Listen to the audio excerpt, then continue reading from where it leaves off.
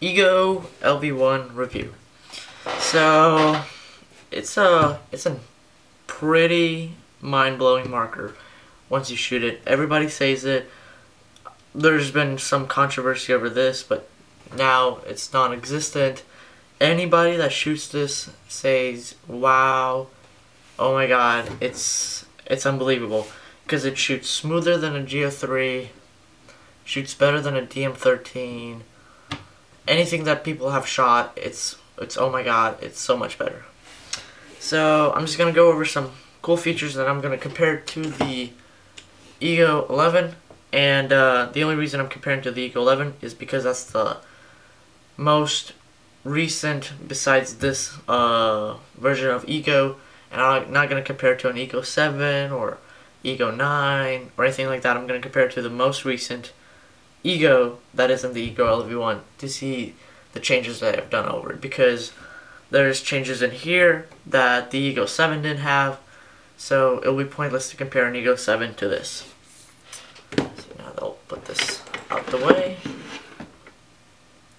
So right away you can see that macroless design, and I actually like that a lot.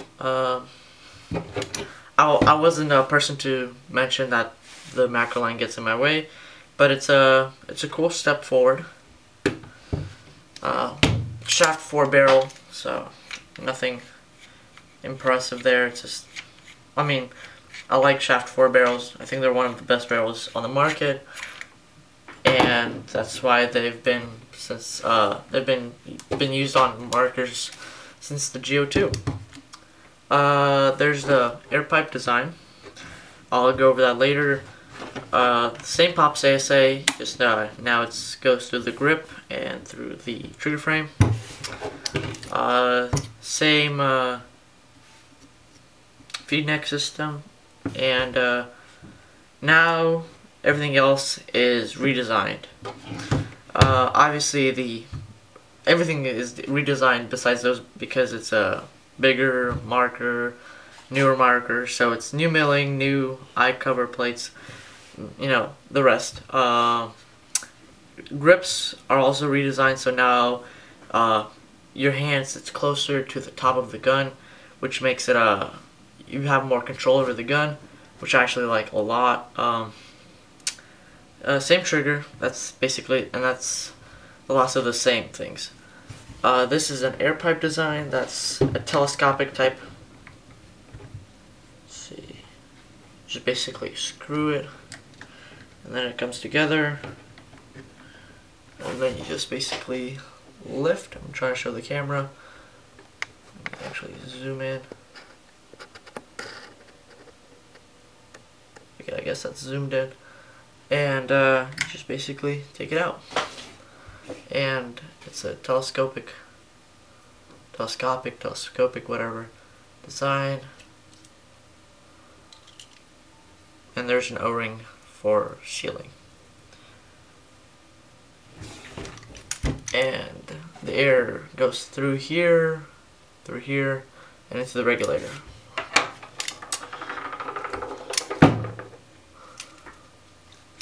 Actually, get this zoomed out now. There's the new grips, and it's a two-part grip system.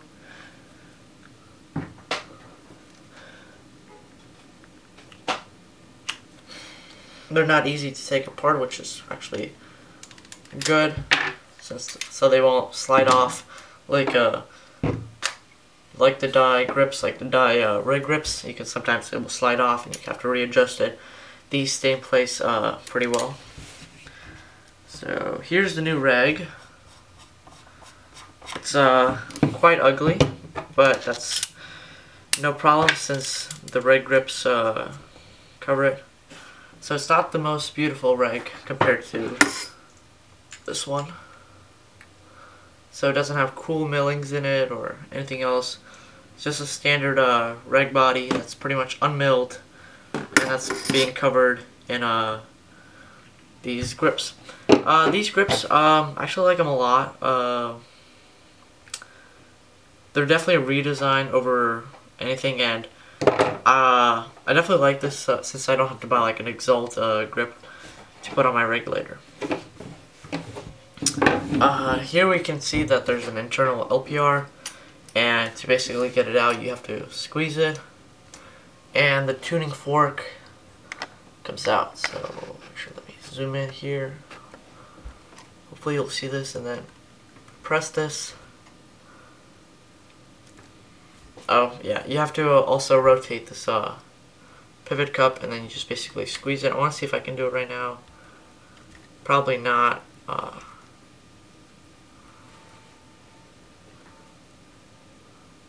Yeah, I'll have to rotate this, and I don't feel like doing that since that might mess up my LPR pressure, so just have to take my word for it. The bolt is also redesigned. This bolt will not work in any other ecosystems. It has the Geo3 soft face bolt tip, and you also have a toolless disassembly rammer, which is actually really nice.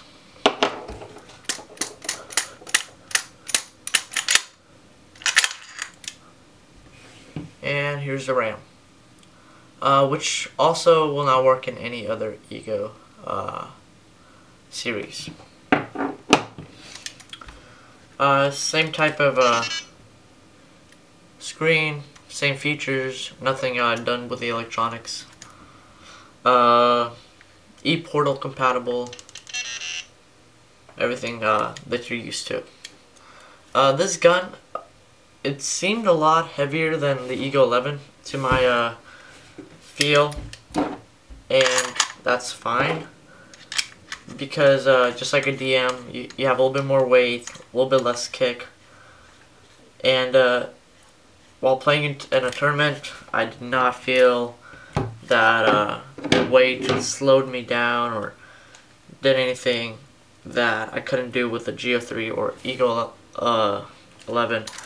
So definitely a great marker there. So I'm just gonna put the grips back on.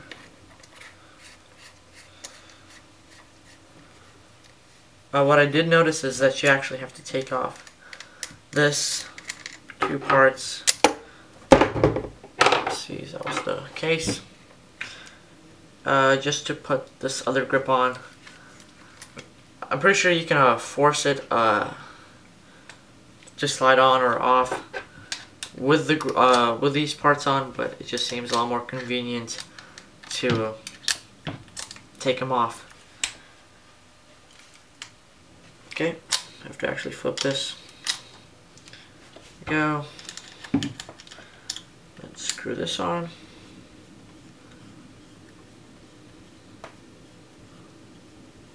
And the grip goes over here. And we have a telescopic thing again.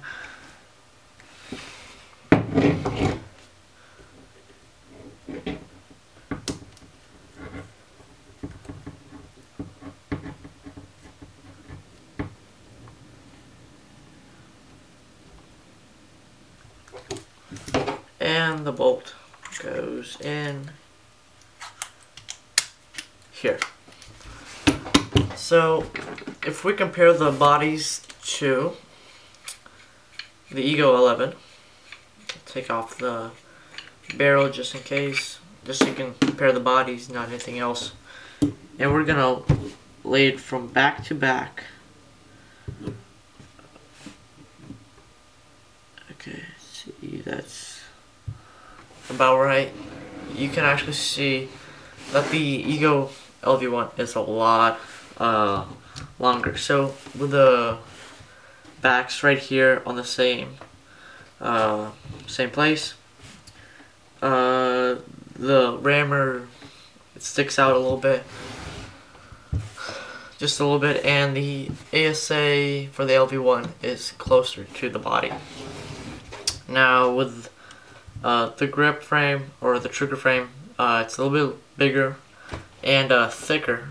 If you can actually see the help if I zoom in. Okay, so yeah. So let me readjust it, and yeah, there you go. So the ASA is closer. The rammer is a bit longer. Actually, put that. Yeah, the rammer is a bit longer. Trigger frame right here. It's a lot thicker, and as well as over here, obviously, because that's the air tube. And it's longer. LPR is housed inside, so that actually provides a lot of you're saving a lot of space right here. And same feed neck as always.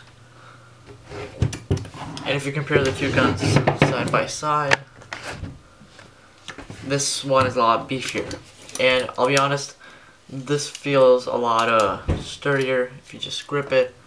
It feels like you're holding a lot of something. It's nice, fits really nice in your hands. You know, it's a feeling that you can't really describe that well. It's when you grab it, it's there. Ego 11, which I'm a pretty big fan of. I think it's one of the most beautiful egos ever designed. It feels small. It feels light. It feels small. But I wouldn't call this heavy. It's two different. I guess it's almost like comparing a Geo 3 and Ego 11. They're two different things, and you can't really even compare them. And that's strange how an Ego LV1 couldn't be compared to an Ego 11. So that's just my thoughts on it. This gun, it's pretty light, but it's sturdy. When you grip it, you know there's something there. With an Ego 11, it's light. You still know that there's something there, but it's a lot lighter. So okay, I guess my recording stopped because I was going for a bit longer than it should be. So still on the topic. Yeah, the Ego LV1 is, just like they said, it's a complete redesign of anything that the Ego platform has ever seen. I can shoot an Ego 7, then an Ego 9, then Ego 11, and notice minute changes. I'll shoot an Ego 11 tuned to the best perfection, and then shoot the Ego LV1, and I won't know what hit me because it's crazy good. So I guess I would say if you ever want a new gun, go straight for the Ego LV1. It's amazing how excellent it is. It's unreal. And during a recent tournament that I did, I played with the Ego LV1 instead of my Geo 3 or DM13. This is the gun that I think the industry will be based on this gun, because now anybody that wants to make a poppet will know that there's, or at least a stack tube poppet, that there's an Ego LV1, and if they make anything less than Ego LV1, they really can't compete. And then people that make spool guns, they're still gonna be comparing this to this because this shoots even smoother than a Geo 2, Geo 2.1, a Geo 3, a DM13, a Lux 2. So, you know, people will really have to consider this as a great marker. So that's just my some of my thoughts and opinions on it. And if you ever wanted or considered buying this and you didn't, I don't know why you haven't done it yet. If you're considering it right now, go right now and buy this gun. It's just amazing how well it's made.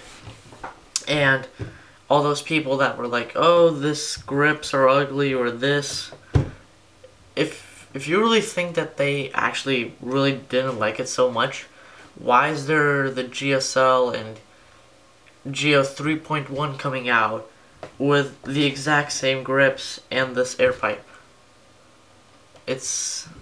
Everybody loves it, and just how high it sits, you have so much control over it. So amazing gun.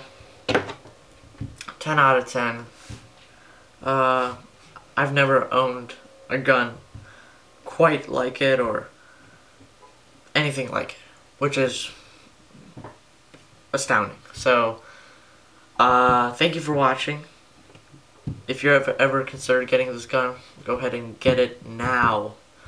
And as I always like to say, if you need a gun of this kind of sword or anything else, go check out Mackey'sPaintball.com. Thanks for watching.